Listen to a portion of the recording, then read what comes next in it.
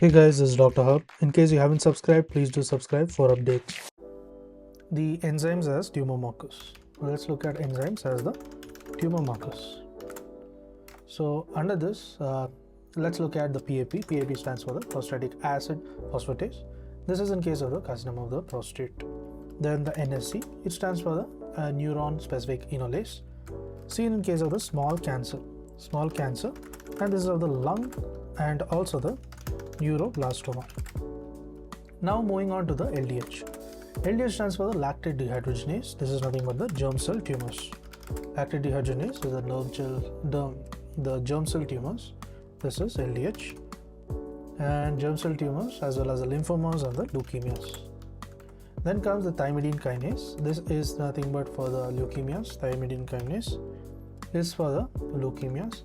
Then the pyruvate kinase is a renal cell carcinoma.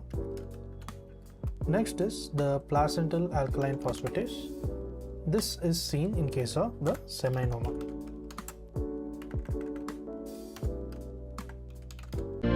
To learn and grow daily like this, please do subscribe.